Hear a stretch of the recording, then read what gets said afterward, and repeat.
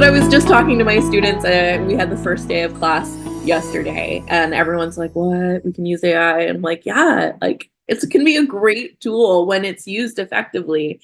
One of the things we're seeing is like when new tools come out, we don't have like ethical guidelines for how to use these tools, right?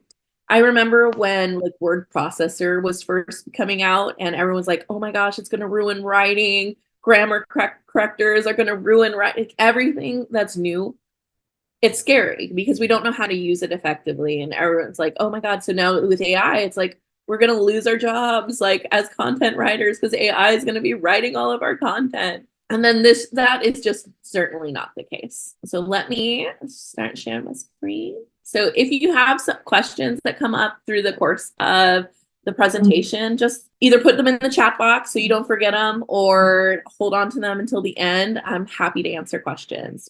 So writing in a digital age, one of the things that my students always ask me is like, does it even matter if we're good writers anymore? Because, you know, we have all these tools at our disposal. Like we have Grammarly and other editing tools. There's AI for writing.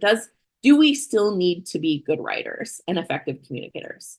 As a writing teacher, yes, absolutely. As a person in the world, yes, absolutely. It allows us for effective communication. So it ensures clarity and professionalism in all forms of digital communication. You all know this. In sending emails and sending memos and doing presentations, we need to be able to effectively communicate and have that level of professionalism and the ability to switch genres and audience types. It helps us with our content creation. We live in a digital world where content creation is such a large part of almost any job that we're doing in the world. Learning how to write properly, write to a specific audience helps enhance our engagement, helps boost our search engine optimization, and it builds authority in our fields. And then it helps us create that online presence that, you know, kind of going with the content creation. When we're a good writer, we can start shaping that branding and influencing how others perceive you. You have a consistent style and a consistent voice that allows you to stay on brand. Also, collaboration and networking, giving us that clear interaction and idea sharing in virtual teams. So much takes place in virtual spaces nowadays where we are texting, we are emailing, we are not doing as much face-to-face collaboration. And so being able to effectively share our ideas is so important so things don't get missed and fall through the cracks. And then it just helps us be adaptable. It helps us adapt to these new tools because when we already have strong writing skills behind us, it allows us to like, okay, AI is new or these things are new, but I'm already strong in this area. So it's only going to allow me to be stronger. So I wanted to go over some traditional writing tools. These are things that you're probably already aware of, already using, and you're writing, but it's worth sharing. There are grammar and style guides already out. These are ways in which we're consistent with professional fields. I've listed a few of the most popular style guides. This just helps us with consistency. So there is, like if I was writing in a psychology field and I was doing articles to be posted on a psychology website, I would be using an APA style just so that there's consistency within that field. There's also proofreading techniques. These I share with my students, and I find that as professional writers, sometimes we don't use these enough. Read aloud, read your work aloud. These are things that allow us to think through how, like, if you hear something in your writing that is like, oh, wait, I stumbled over these words here, chances are there's an issue with your content and your clarity and your organization. Print and edit on paper. Something about the screen in our brains is it goes sometimes where we just kind of like go cross-eyed. So sometimes seeing it in a different medium or a different format helps us in the editing process. And then take breaks between writing and editing. So I tell this again to my students all the time, like when you have just written something, it is the best thing in the world. Your brain is like, this is perfect. There needs to be no changes. And you're not going to be able to see like the editing that you need to do. Where if you step away from the work for a while, it'll allow you to kind of like reconfigure and be like, okay, now I can read it with a clear head and clear mind. Using our peers for feedback. They offer fresh perspective, help us identify unclear sections, and improve our overall quality. Having a trusted peer that you can be like, hey, can you read this? Can you be a second set of eyes? Is so helpful to having, having clear writing. So these are very traditional tools. They are things that are already used pretty regularly. And so you're going to be able, you probably know them and use them in your writing. But if you don't, these are traditional tools that you can definitely start incorporating alongside our digital writing tools. Grammar checkers. I'm a content writer and an editor. I have degrees in English. I still use a grammar checker. I use usually Grammarly Pro. Pro Editor is amazing. I haven't used Hemingway Editor, but I have friends that do. There are other tools out there. These are great in order to kind of like see like, oh, I missed something there or it caught something. These are also very flawed. They do not have the ability, they use AI to like read through and use standard corrections based on language patterns, but they aren't a replacement for human proofreading or editing, but they can be a good way to initially catch.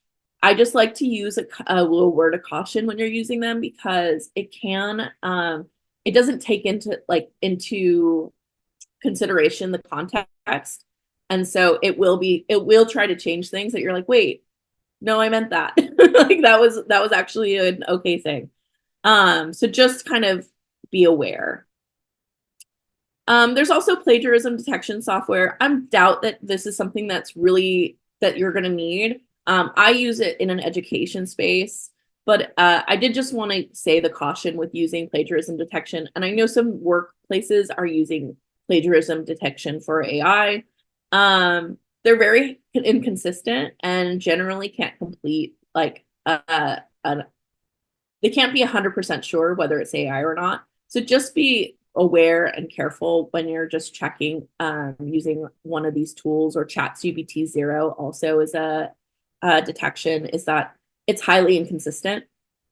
I've had students get punished because they were thought to be plagiarizing, but they were able to show their work and be like, no, this is not AI. So just to be aware. And then you have our citation management tools.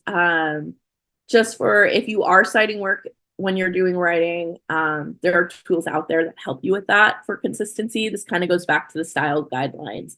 Zotero and Mendeley are two that I use. Also EasyBib's out there, but Zotero and Mendeley, I believe, use more AI in their work.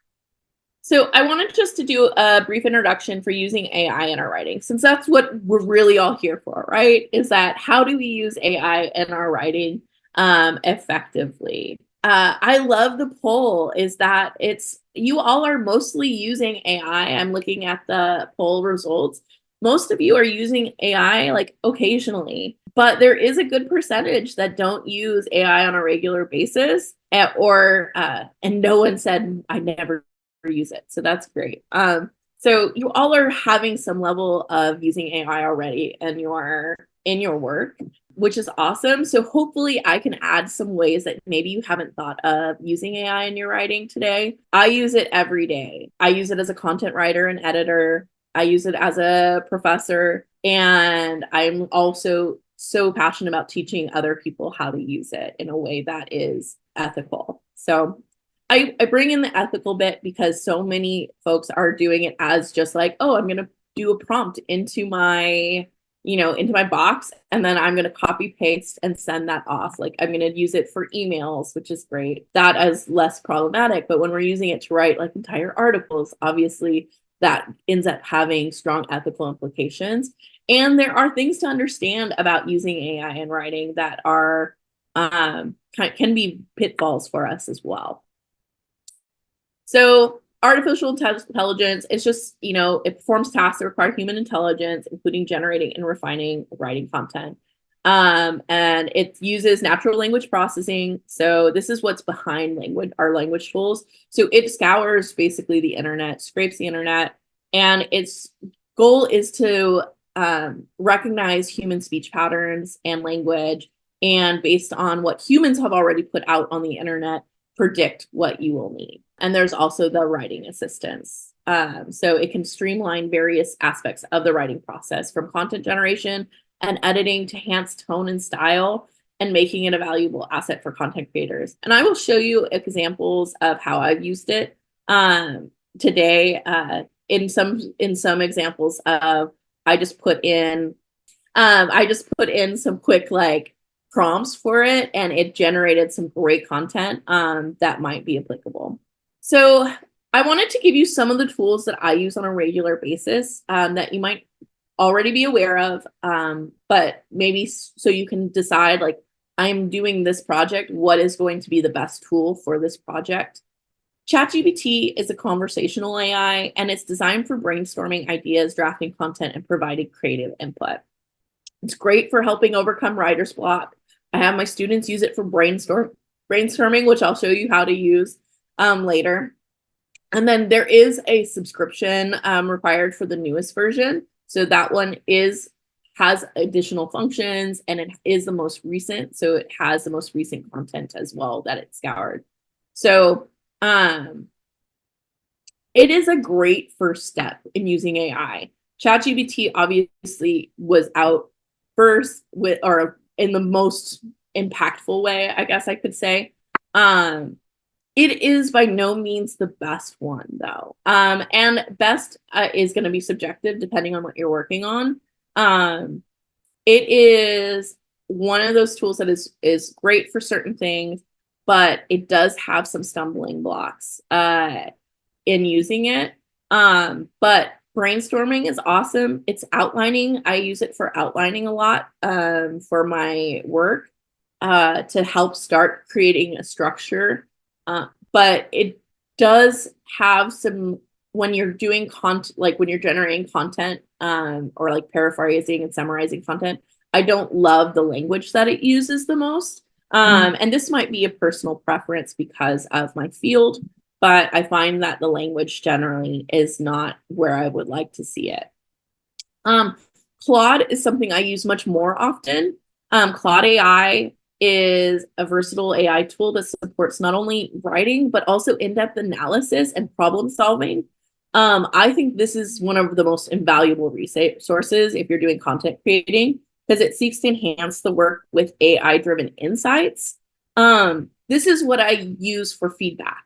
So if I have written something and I have a prompt, and I will upload the document, I'll use the attachment feature and ask it, hey, will you give me feedback? I'm specifically looking for feedback based on structure and clarity. I also need to make sure I have these keywords in it if I'm doing like branding. I need to make sure that it is what it is geared for this audience. Is it doing these things? And it will give me great feedback. This is a tool that I use in my classroom for students learning how to revise their work, because they're not always going to have a professor. They're going to be in the real world like all of us doing their writing. And so this one, I shout it from the rooftops. You'll obviously probably are getting that feeling, is a wonderful tool to use. Gemini, I have not used as much, to be honest, but it is a new model that excels in understanding context and generating nuanced, high-quality content, offering sophisticated assistance in crafting complex narratives and detailed analyses. This one, to my understanding, is better at current context. So if you want to have check your context on it, make sure like what you're writing is relevant to here and now. Also in narrative work. So if you're using storytelling, it is better with that. There are many more out there. I've just named a few of the most popular ones. But my what I would just love to see is like go play around with them. I'm planning on using Gemini later. for work that I'm doing, because my students are going to be doing narrative storytelling, and I want to kind of use this tool. So I'm going to go play around with it. When new things come out, just try it out. There's not like, why not? It will help us stay current as writers and content creators. I wanted to give some more specialized applications that you can use. This is more specialized for marketing copy and content at scale. So this is much more for like those in the marketing field. It streamlines the writing process for advertisements, email campaigns, and other marketing materials. It's designated to generate persuasive, targeted content that aligns with brand messaging and drives engagement. There is a subscription just required for this one. I use this tool most recently. I was doing editing for an email campaign, and it was my kind of first time doing an email campaign. And so I had done all of my editing, what I thought needed to be changed, but I used it as a run through on things that I should be looking for. And it gave me some great feedback on some changes to make from a marketing standpoint. And so this could be a great tool if you do more marketing writing as, you know, something to have in your toolkit. Copy AI is more ideal for crafting short form content. This again goes into ad copy, but also social media posts and product descriptions.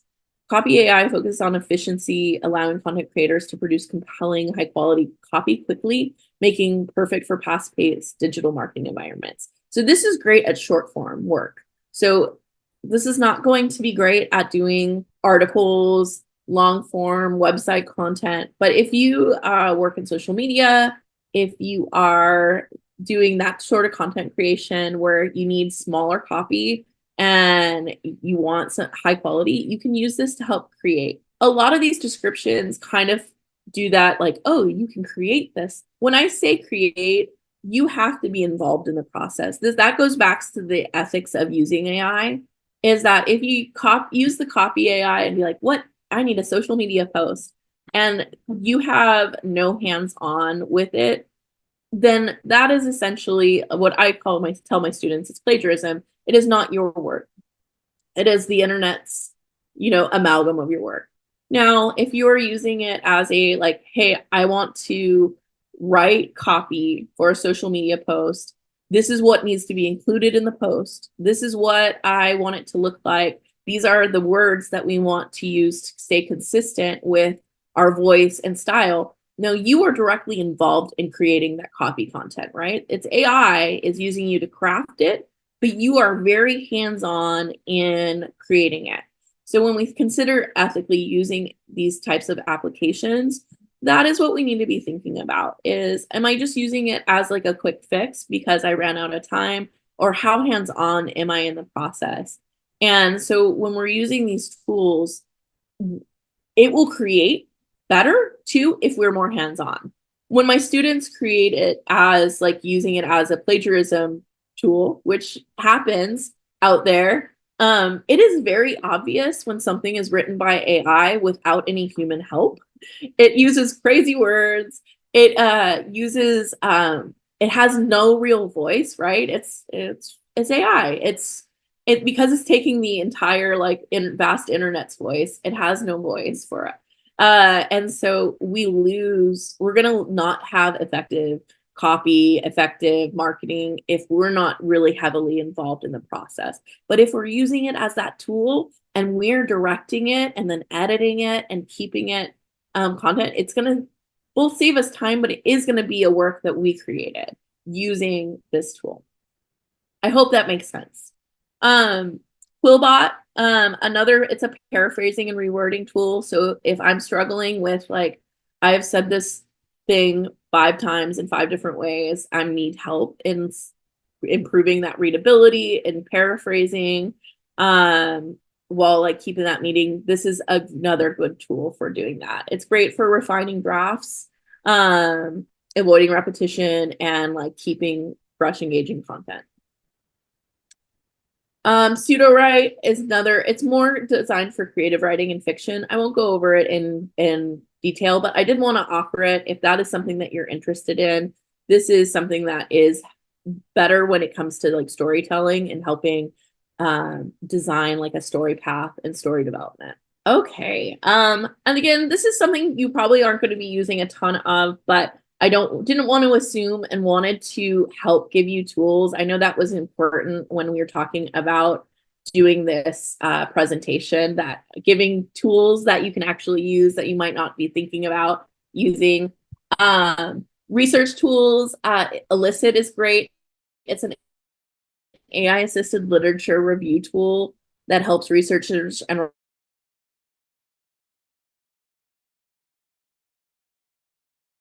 writers quickly identify relevant studies, making the research process more efficient. One, if you need to like quickly do some like proofreading. Consensus also, again, helps distill research into summaries. So if you're trying to figure out what sources to use for some of your work, Consensus can do that.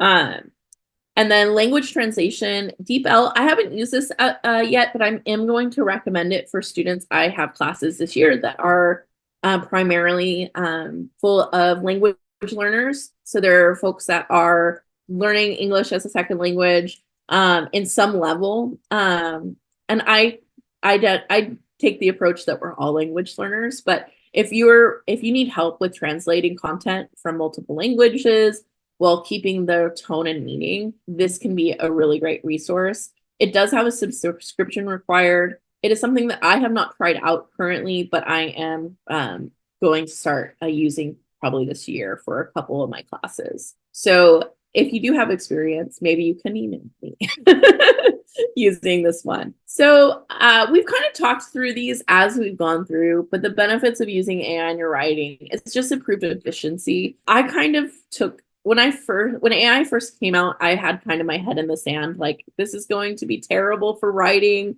It's going, I was afraid of it. I was afraid of what it meant for my field. But as I started playing with it, I fully converted. I am so much faster with drafting and editing. It allows me to really focus my time when I'm doing editing on that actual content and creative process, while like quickly going through and getting punctuation out of the way, while like focusing on what I really need to look at in a piece of work. And then it does help me overcome writer's block. I've mainly done content editing, but I've just started doing more content writing, actually with GirlPowerTalk and some of the affiliate. But I don't know about you, but when I'm looking at a blank page, I freeze up and I'm just like, I'm a terrible writer. I have no idea what I'm going to do. I have no idea what to say. I'm like, why did they even hire me in the first place? This is a great first way to get some generated prompts. I love using it in the brainstorming process, and I'm so excited to show you. I did a little brainstorming right before the session so that I could show you what it came up with. And I was so excited about all the brainstorming ideas it came up with. I'm like, can I actually write these? So it offers just new angles and perspectives that maybe you can't think of in the like handwriting process. I do this with my students every year, and we write on the board like all the different brainstorming for a single topic, and then we put it into AI, and we're all going, oh, I didn't even think about that. I didn't even think about that angle or that perspective. I didn't even realize that audience was someone I could write to. So yeah, again, obviously I am a believer in all of this. Language enhancement, it helps with our vocabulary and style improvements. There are areas where I'm like, this is not a good piece of writing, but it's saying what I need to say. Can I quickly throw it into AI and say, hey, how can I say this better? Can you help me rewrite this? And it spits out something, and I piecemeal it. Like, I'm like, oh, I actually like that better in that section, and I'm going to keep this section because it makes more sense. And it just allows me to really polish my voice and professional content. It's a great learnings tool too. It's an exposure to diverse writing styles and techniques. I don't write to a bunch of different audiences.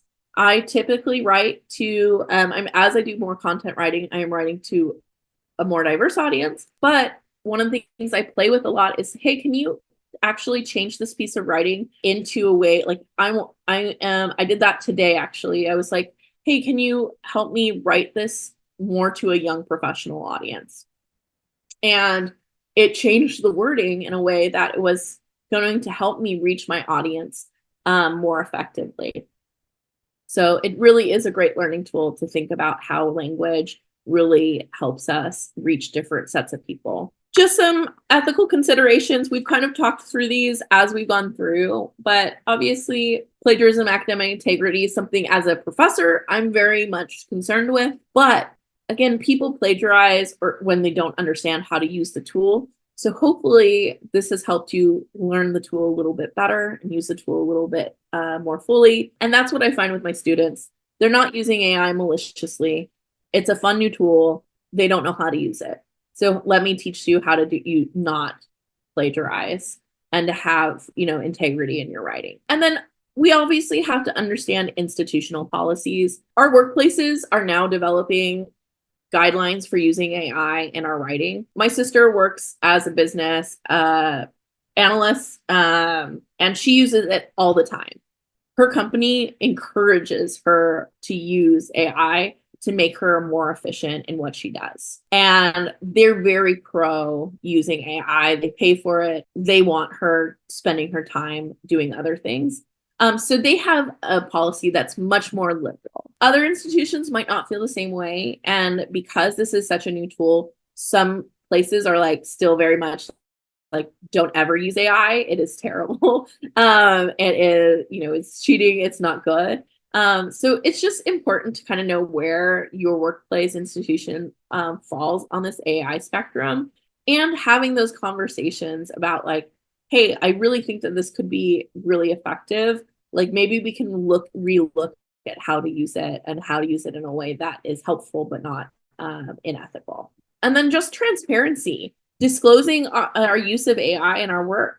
Be transparent about the tools in your writing process. It's crucial. You can create citations when you're using AI. I know ChatGPT might have just started. Claude definitely does, where you can say, I need a citation for this work, and adding that into your citation. When you are being transparent, it becomes less of a, oh my gosh, this is AI generated.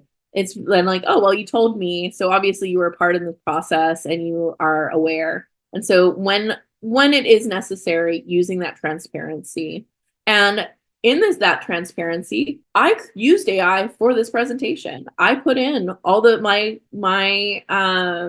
points, the things that I wanted to talk about. I asked it to help me outline my slides in a way that made sense and felt current. And then I asked it to readjust to my audience. I said, hey, actually my audience is, young professionals that are also content creators and writers, people that are concerned about using writing AI, and it was able to tweak it. So, having that disclosure, like this is a great tool to use, and making sure we're doing that. For my students, I have them do disclosure statements on how and where they used AI in their work. And then maintaining authenticity and personal statements and creative work. I use it for quick efficiency, and as I'm creating assignments or things that are quick. Emails is a good thing. I have a friend that used AI for like all of her email correspondence, and I'm like, wow, I didn't even think about using it for AI. But in the things that are highly personal and creative, we should be only using this as an enhancement to our writing. We want to keep our voices in our writing, right? That's what draws our readers in, is our voice, our style, originality. Keeping that is going to make us, we want to stay essential. We don't want to be like written out of the story when it comes to the work that we do. And so showing how our voice and originality has a place in our creative work and the things that are personal is important. There are also biases to consider. So just be aware that because it scours the internet for everything, you all know the internet is a wild place. There are so many untrue things out on the internet. Also, the internet is full of biases. It's full of racism, of sexism, homophobia, all the isms.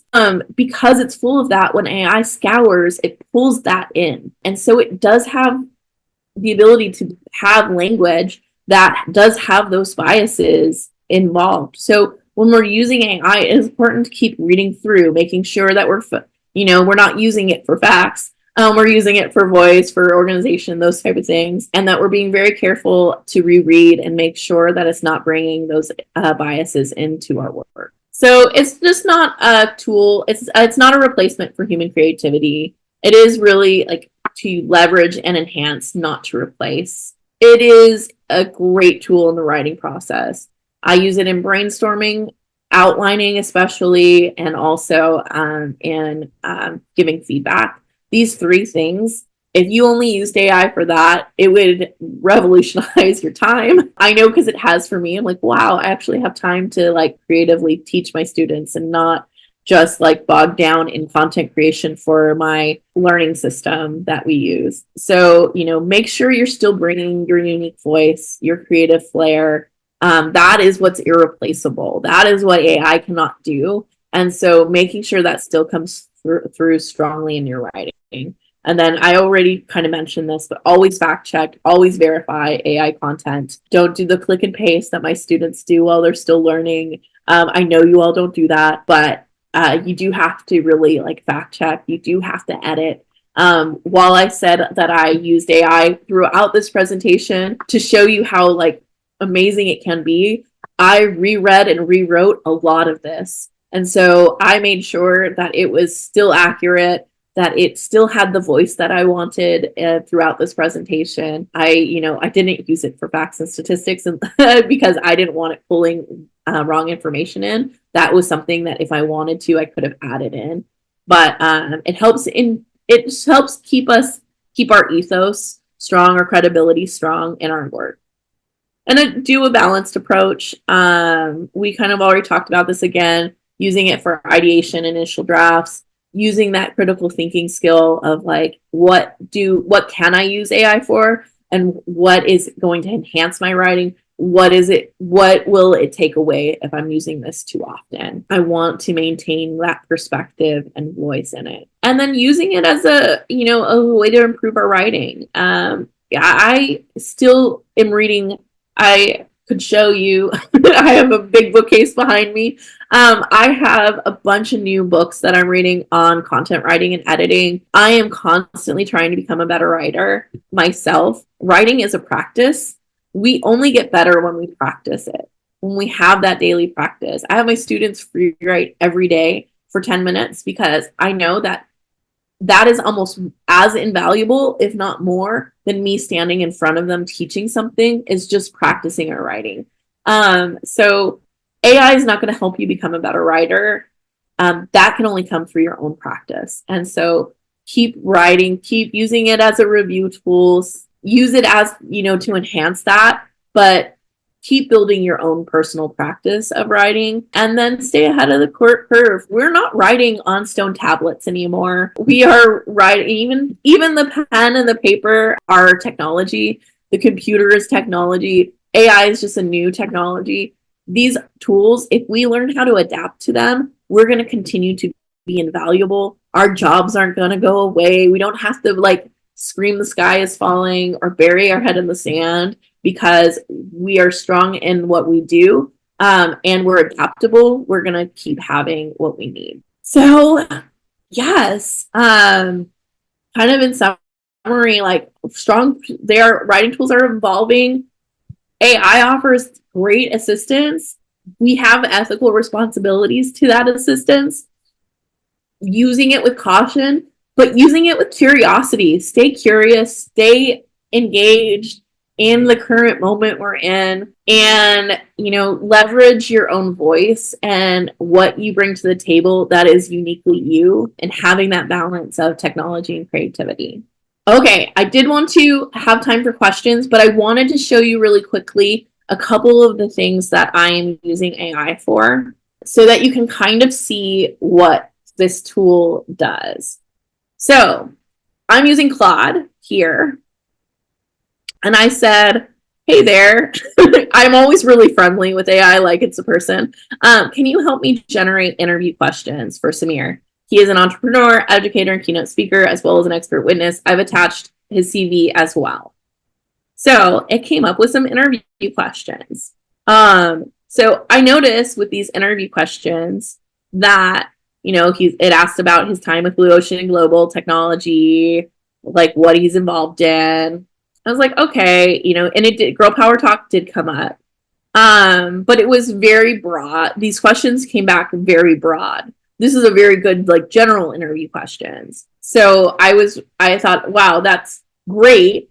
But I'm talking to, Girl Power X right now. Can you help me generate questions? So I asked it then to, can you actually focus on the work he does with Girl Power Talk?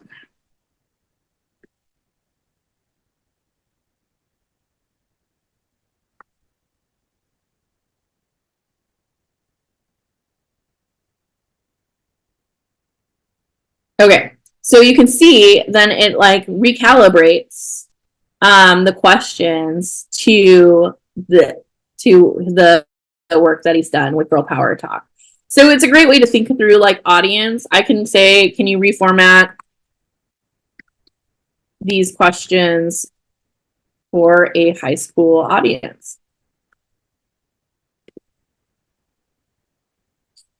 And it's going to give me a little more, I don't pay for it, but you saw that it started like saying, oh, let me give you, a little more information on, and it changed the language that it was using to have a younger audience. Then I went over to here and asked it, hey, like I did ChatGPT as well. I said, can you help me write a quick introduction to Samir and his work based on the documents I shared? And so it came up, with some pretty generic, it's pretty small, it's based on it. I would definitely go in and rewrite this. I do not think that the language that it's using stands out. It doesn't really have a voice, but it gave me a good outline of like how to organize it. So I looked, okay, it talks about like his leadership first and what he does. I asked it, can it expand on the work that he does as an educator and advocate for Girl Power Talk? And then I also asked it to adjust the writing style more to an audience for young professionals. So it came up with Samir is not just a leader in digital transfer. You can tell that it kind of had that voice change. And again, I don't love this. Like, I'm not saying it's like, wow, I'm going to copy and paste. This is great. But it gave me is some ideas. Like, wow, like I really like how it kind of has that like quick pull in, right? Samir is not just a leader in digital. Like, I already is getting me interested. And you focus on breaking down barriers and talking about inclusive environment. Like, I want to rewrite this, but I really like this kind of direction that it's going. And so I'm using it as a way to change my audience and change my perspective and the voice that it's using, and giving me kind of a blueprint when I'm like stuck. So then I came in and I said, hey, I'm writing an article as well on Girl Power Talk and its co-founder. Can you help me brainstorm some directions for this article? This is what I love it for. This is what it does amazingly. So I have empowerment through education, the core mission of Girl Power Talk, and it gives me some key points that I could use. Building digital leaders, Samir Samal's vision for the future, inclusive leadership, how Girl Power Talk is redefining diversity and inclusion. So you can see there's some great ideas here. And I'm going to, there's things that I might tweak. Like I might, and there's some that I'm not interested in. Like, I don't really want to write about financial service industry. I do a ton. But like for this purpose, like I'm not like feeling it. But I'm like, wow, Girl Power Talks global reach, how local actions create worldwide impact. That sounds so catchy. Talking about how it's impacting other countries. That's one of the things I talk about to Samir with some of these articles is like, we might have started in India, but like we're actually across many different countries now. And I'm like, wow, that would be a great article to write about now about this global impact that Girl Power Talk is having. So you can kind of see that we go on and it has some great ideas. So those are just a couple examples of what I've been able to do just very quickly in a morning for you with this. Okay, enough talking. I talked a lot.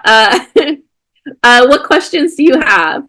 So thank you so much, Professor. So it was really an insightful session. So if anybody has any questions, please you can start with your questions. If you want to ask it, by unmuting yourself, or if you want to post your questions in the chat box, you can do that. And if anybody is a bit hesitant, we can also, take questions and we can send it over to Professor later on as well. Yes, I know I Yeah. never have any questions immediately. I'm like, whoa, that was a lot of information. And then I am like, wait, I have all the questions later. So I will definitely answer any. We Are have any of one. the AI tools worth paying for? I am about to pay for Claude because I was really sad when I couldn't do it for you because like I love AI. I love Claude and I think that I use it in writing. It's something that I'll probably pay for because I use it regularly. I would start using the free tools first and see what you're using on a regular basis, what you like for the work that you're doing. I gave a lot of different types of tools for like very different projects. So it kind of depends on what you are personally doing more of. But if you find that you really like this tool, like do it. Almost all the tools that require submission have a trial period. So like the DeepL, I just signed up for a trial period to see if it's worth using in my classroom for my language learners that it could benefit from writing and translation. But use the, free trials and play around and then decide if it's like worth it. For me, Claude is worth it because I use it so much for feedback. I use it in my revision process almost always. Hope that helps. We have one more. Oh, you know what? Research Rabbit and Lit Maps. I don't have experience with these two. I have heard of them. I have not done a lot of writing of literature reviews. I know that's crazy because that is my field. I started as a literature major, and then I kind of have changed courses in more into rhetoric and composition. So I'm not writing them. I would look at like I use Google for everything. Look and see what people are saying in the field about writing literature reviews, and I think it kind of goes back to that balanced approach. Like look at what is going to give you what you can use as a tool and what gives you the best content as a tool. Training itself, in your opinion, how sustainable is using AI on a daily basis? Oh yeah, this is a great question. So this is something that is happening with AI. This is why we don't use it for factual information. It is eating itself. So what that means is that because AI content is being generated by so much for and there are people that are putting it out as content. They are generating articles and click and paste. Like that is happening a lot as in on the content side of the internet, where it's just content creators are click paste, click paste, click paste. And because of that, ChatGPT is now using that to source itself. And so it is basically like the snake eating its tail. So we're going to see a lot of less factual information coming from it, where before you could probably ask it to give you information about a historical figure and get that information and you would know. Now you really do need to fact check anything that you get from ChatGPT. That does not mean that you can't use it as a tool in writing, but this kind of goes back to not using it as a creative tool. Do not use it to make your writing. Use it as a to enhance, because it is not sustainable in that creation space. I do think it's sustainable from a editing, review, brainstorming space. But again, that brainstorming, if I was just to use that title and then to use all those points and not have any editing of it, then that would that again would be putting it out in a space where it could just continue eating itself. So I do really want to have that hands-on creative space with using it. Also, there are things that are more reputable than others. I know certain companies don't allow the scouring of the internet for their AI. They feed it what they want for this thing, where ChatGPT is definitely that open AI concept. What is the possible articles AI is possibly Google out of the couch? So this is where using an AI, using one of those plagiarism resources is helpful. I would run your writing, even if you're doing writing with help from AI, running it through a checker is not bad, so that like it doesn't affect the Google algorithm as more. I am not as well versed with like the Google algorithm and what it picks up and what it declines, but you want to make sure you have enough of your content. And again, we're using it as a revision tool, we're using it as a brainstorming tool, we're using it as a way to pull ideas and structure, but we are still putting our own content into it, so it should not be flagging as AI produced because it is not word for word AI. So it would be helpful, but if we're taking too much large chunks verbatim, it is going to affect that AI score. But like I said, AI catches things that are not actually AI generated, so it is not as reliable. So I'm not sure if the Google not sure. I'd have to do some research on like what the Google algorithm is picking up. Tone and structure, Claude. I use Claude for tone and structure so much. I do think I had, and I will share these slides with you so you can like look at the tools and what are their best for. I used Claude for tone and structure and for outlining the best. I think it has the better language capabilities. As far as like what it's feeding back to me, it feels more not more human, even though it's not what it. I do think it has a better grasp on language than ChatGPT does. If I am kind of an AI tool, I don't think so, but this is where things get fuzzy with AI. Is that it for plagiarized content is that it is there is some fear that if you put things onto ChatGPT, it now becomes a source, right? So I don't think it's going to necessarily detect it as plagiarized content, but it now is going to use your content as a source, especially in ChatGPT because it's open AI, so it's pulling whatever it can find. And so then things that you wrote can be pulled into the algorithm. This is like a fear, like this is where we're having a lot of talk about art and like AI generated images, because it is pulling from artists' actual work and then using other artists' actual work to create whatever images that it's creating. And so there's that real talk about, is this copyright infringement? Is this something that, is being used without our permission? It's hard to say. Like, we live in a digital world and so much of what we do is online. My students submit online into a, an LMS. It is not always public, but they're doing public things on YouTube and they're doing other, and we have social content. And so much of our lives is already being pulled by ChatGPT. It's like, it is an ethical thing. These are conversations that we're having as we're using these tools. And as much as I am here to be like, I love using AI, I think it is helpful for efficiency. That isn't to say that it is the end all be all. And that's why we really do need to be good writers as well.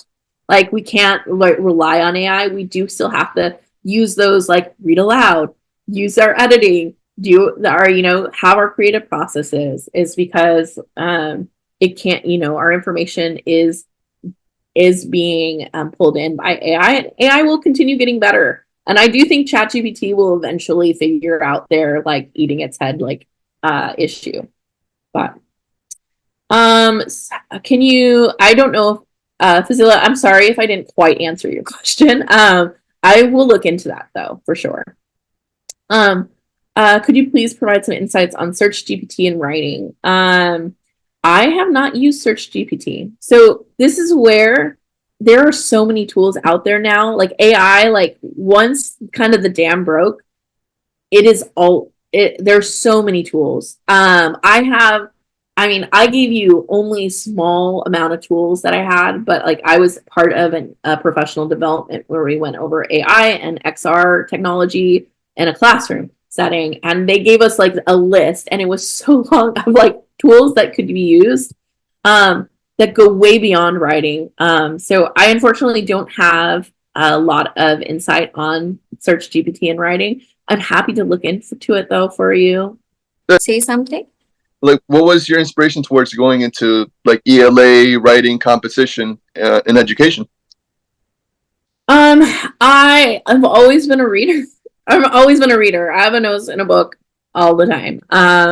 I my account on Instagram, the Literary Brewer, is just all like book content at this point. But so I love, I loved language. I've always loved words. I've loved the worlds that it's created. So as I started doing school, in my master's program, really, I went into an English language program for my master's, and I was very lit focused. I'm actually was a medievalist. Like I was, I was studying medieval and Old English literature, and so I was not, doing rhetoric composition, but I started teaching writing as part of my MA program, and I am meeting students that are from all over the world at my university, and all different perspectives, working with writing, and they come into this program hating writing. They have had really terrible experiences with teachers in high school. They've had bad experiences in writing, and they feel like they can't do it because they're language learners or because they don't have the educational background that others do. And I just really became passionate about accessibility in writing, and learning our tools so that we can also give more access to writing and language. And now it's a passion of mine. I'm currently doing a presentation I'm currently doing a presentation for the school on how I've changing up my classroom in order to better teach students that are coming from working two jobs and don't have the same time and access to digital resources. So that's kind of my journey. I love language, love stories, and now I try to make language and writing more accessible to others. That's awesome. And you said your Instagram was the Literary Brewer, right? Yep. I worked in craft beer for a long time, so I was a brewer. Another life. All right, then. Well, hey, I'll be sure to follow it, and I wish you the best in your presentation. It sounds awesome. Thank you. Any more questions? If anybody would want to put in through. Yeah, hi. This was a very insightful session, first of all, Professor Mills. And I wanted to ask, I used to write a lot on Tumblr as a teenager. So that was nothing serious, just stuff. And right now I would like to take writing more seriously. But all I see on the internet is a lot of video content, right? On Instagram, TikTok, there's a lot of video content. So I just wanted to know how, as a beginner writer, I can put myself out there. How can a writing piece be seen more than a piece of video content? That's a great question. So one of the things that I think about is that so much of writing is multimodal. Think about this presentation. It is not just writing, right? I did a lot of writing for this presentation, but there are pictures. There are, normally I'd have videos, but I didn't want to worry about that. But there's videos, and that's all part of the writing process. People that are doing successful videos on the internet have a script. They have storyboarded. They have spaces that they've nothing is as spontaneous as you think it is. So people are storyboarding, they're creating beforehand and then putting it out there. So I would argue that it's still a form of writing.